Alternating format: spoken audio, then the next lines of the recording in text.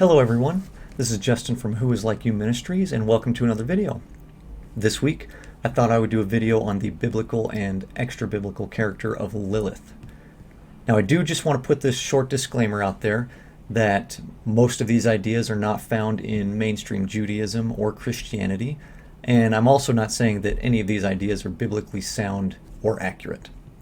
Now, Lilith is only mentioned possibly one time in Isaiah 34:14, and then she is alluded to in Genesis 1:27.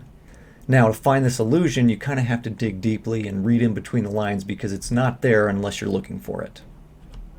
Now, before I address the Isaiah reading or the Genesis reading, I'll start from the very beginning. Medieval Jewish demonology says that Lilith was supposedly the first woman ever created by God, even before Eve. And she refused to submit to Adam, and instead she rebelled and was expelled from the garden, and now she roams the earth cursed by God, looking for newborn infants to devour. Now she's often portrayed as a female and associated with unclean animals and desolate places. The Babylonian Talmud says that she is a demon with wings and a human face. Now the only place where the biblical Hebrew word Lilith appears is Isaiah 34:14, and the word actually appears in this verse.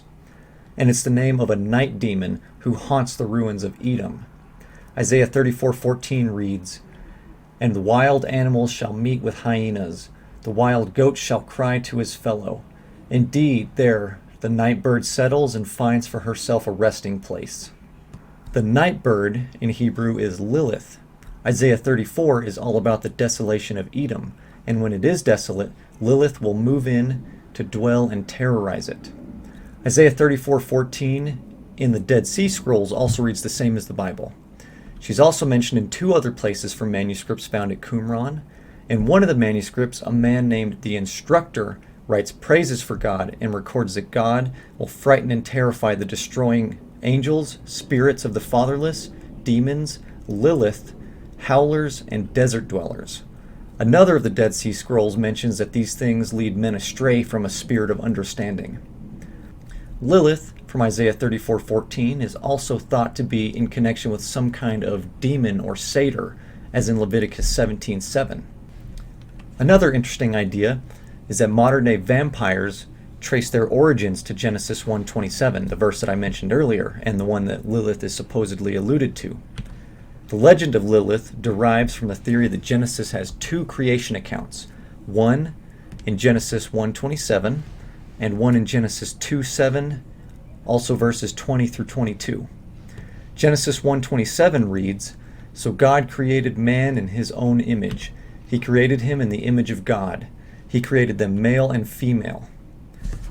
Genesis 2:7 and 20 through 22 reads, "Then the Lord God formed the man out of the dust from the ground, and breathed the breath of life into his nostrils. The man became a living being.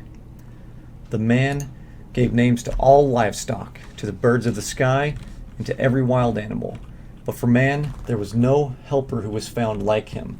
So the Lord God caused a deep sleep to come over the man, and he slept. God took one of his ribs and coated the flesh at that place. Then the Lord God made the rib he had taken from the man into a woman and brought her to man." Now, the first verse that I read from Genesis 1:27 supposedly is about Lilith, and the second set that I read are about Eve. Now, interestingly, it said that Adam actually reunited with Lilith for a time after he was expelled from the Garden of Eden, and then later returned to Eve. Lilith bore Adam a number of children who became the demons of the Bible. And after Adam reunited with Eve, Lilith took the title of Queen of the Demons, and as I mentioned earlier, became the devourer of infants and young boys. She then turns them into vampires. Well, thank you all for watching this video. I hope you all enjoyed it. If you'd like to see more, then definitely let me know. I may do more videos like this where I go through maybe Jewish legends or Christian myths and things like that, if everyone enjoys them. Thank you for watching, and have a great rest of your day.